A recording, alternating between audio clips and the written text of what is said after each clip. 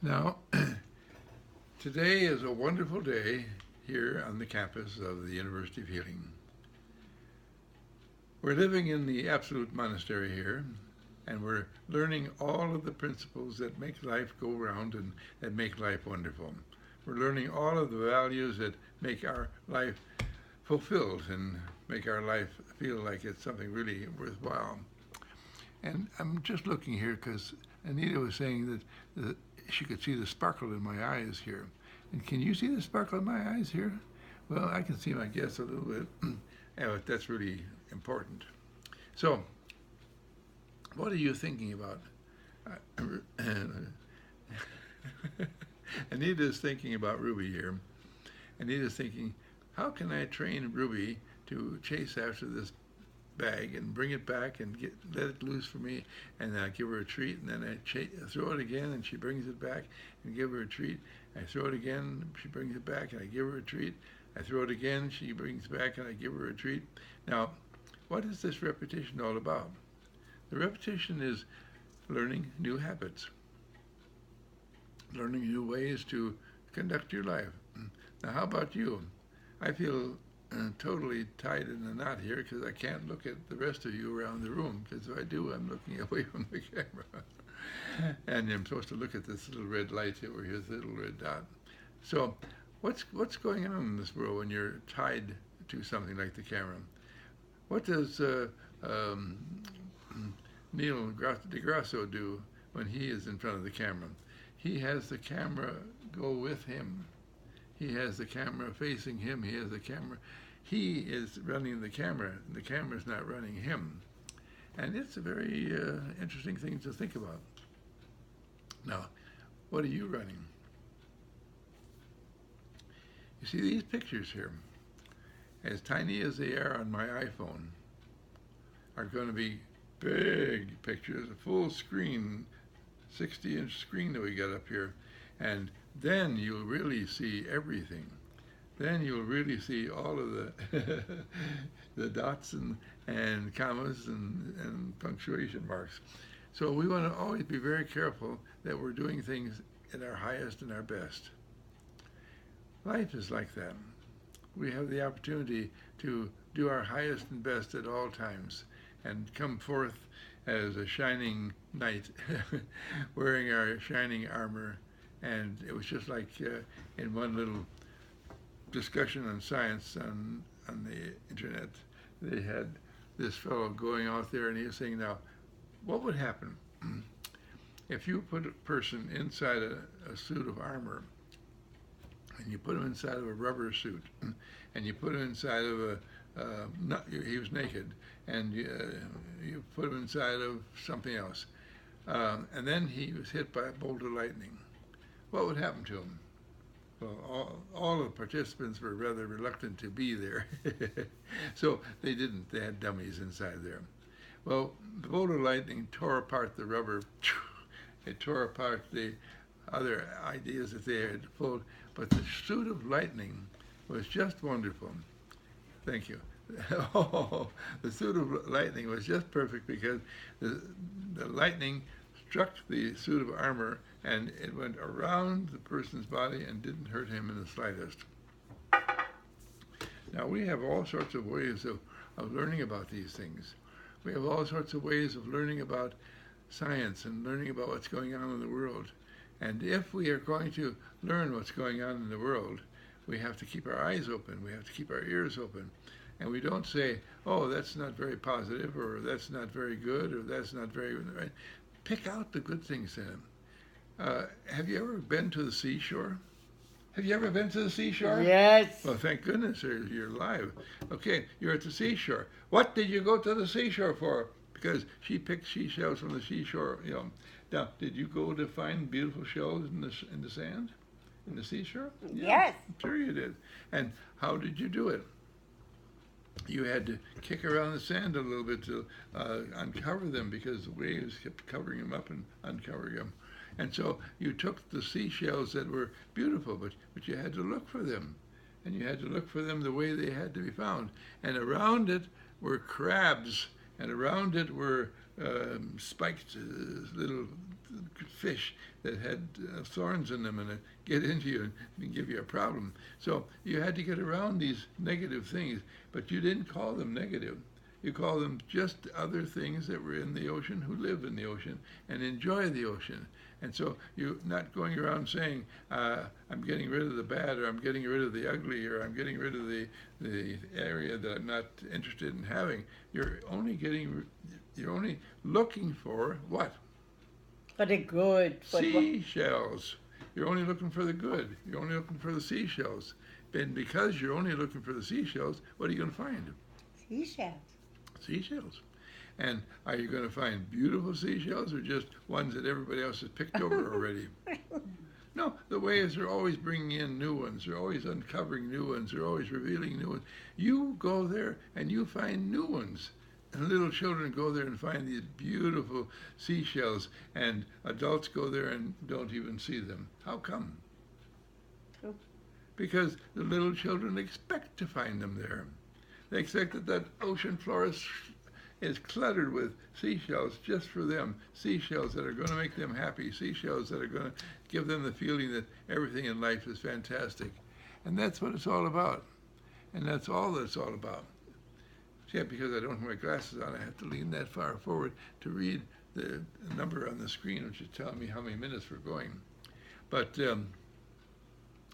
little children are always getting what they expect, because they know they hold on to that thought, and that's the only thing that they're thinking about. They think they want a horse, they get a horse. You see, does every child who wants a horse get a horse? No, because every child who wants a horse doesn't think that horse, doesn't believe he's going to get that horse. He wishes for it, he wants it, but he doesn't believe he's going to get it. Now, do you want perfect health? Well, you're going to, are you looking always at perfect health? Are you looking always at things in life that are perfect health? Or are you looking at things sometimes in life that are not perfect health? Are you looking at the disease? When you listen to these reports that they give, and they say the health conditions in the world are this way and that way, and the health conditions in the future will be this way, and in the past were that way, and this is what we're having to look at in life. Is that what you're looking at? Or do you look at, I have perfect health? I am not concerned about what other people choose or don't choose. That's none of my business. It's only my business what I choose. And if I'm going to choose seashells, I'll find them. If I want to choose perfect health, I'll find it. If I want to choose independent wealth, I'll find it. We say our morning Om, Om, Om, Om, Om, and then we say, I'm independently wealthy. You know? You don't laugh at something like that. That's true. You are independently wealthy. You're filled with money, you're filled with good, you're filled with everything that the world has to give. And it's wonderful. It's fabulous. It's glorious. It's magnificent. Do you know that? It really is. Fantastic. Now, are you ready for that? Mm-hmm. Okay. Then that's what you want to put your thought on. Be like a little child. They're going to go horseback riding. Where's the horse? Where's the horse? Where's the horse? You know. They're going to go for the seashells at the seashore. Where is the sea, and where's the shore, and where's the shells? Or where are the shells? Who cares about the shore and the sea? I want the shells. That's what we're going for. We're going to the sea for seashells. And can you be one-pointed like that in everything you do for yourself? Can you be one-pointed and know what's going on in your world? We have a cave up here in the side of the mountain, and it's a very charming cave. Many people have slept in there and enjoyed it. And it's a cave that is wonderful. But what I liked, Sylvia was in there one time, and she was camera happy. And so she turned around and looked out the entrance of the cave. And the entrance of the cave made a big picture screen, like a big a frame, a big picture frame for whatever you looked at out there. And she took pictures through that frame and through the cave, and it was beautiful, just beautiful. I mean, that's creative photography.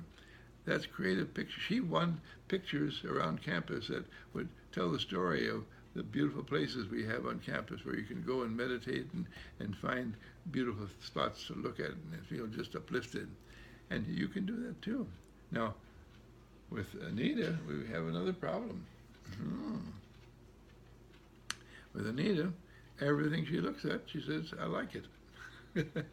She doesn't have to look for places to like because everywhere she looks, she likes it. She was raking on the side of the hill here, cleaning up the side of the hill, making it lovely, and she was saying, I wish we had some poppies. I wish we had some poppies. I wish we had some poppies. And then she said, you know what happened? I was working there with bare feet, and everywhere I stepped, I was stepping on little baby poppies. I was stepping on these little baby plants, and they were just beautiful.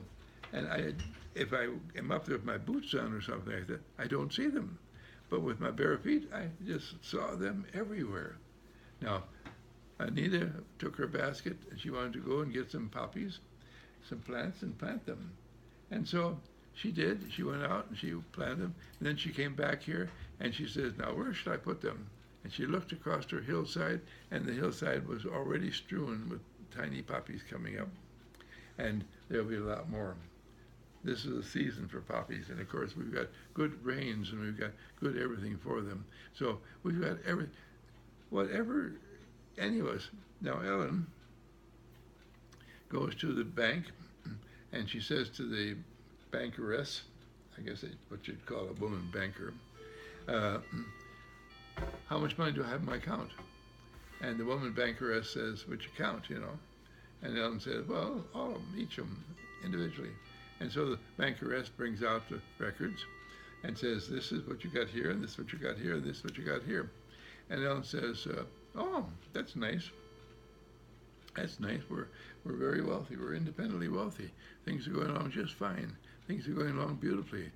Other people come, they want to be independently wealthy. Well, all they got to do is be like us. Think independent wealth. Think of what wonderful things. It helps that we sold one of our pieces of property, but the thing is we're independently wealthy. And that's what we want to think. Now, are you living in your ideal spirit, mind, and body, your healthy body?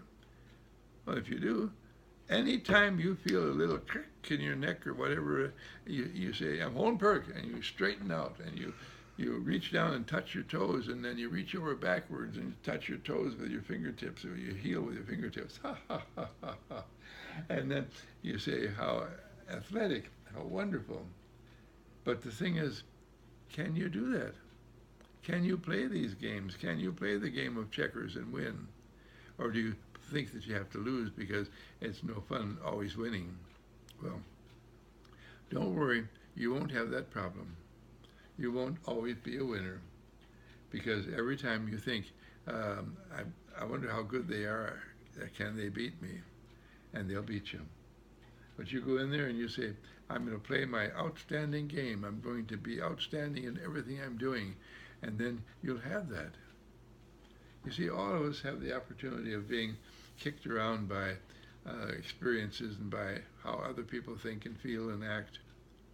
And we don't want to kick other people around with how we think and feel and act. We just know that Anita, we are ourselves and have fun. And we are the winner. We are ourselves and having fun, and we're the winner. We're the winner. Now, well, you don't always want to win. You don't. Well, what is winning to you?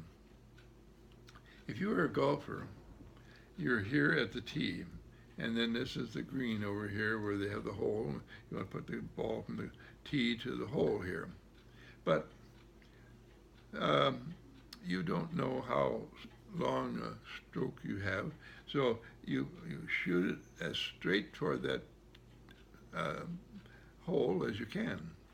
And then if there's a rough, and you say, I like roughs, it takes you out into the nice areas, and so you shoot it into the rough.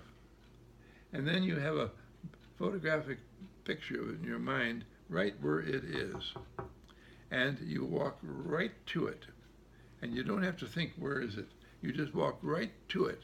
And lo and behold, you're there. no matter what you do, if you take charge and if you are the master and if you are the one who decides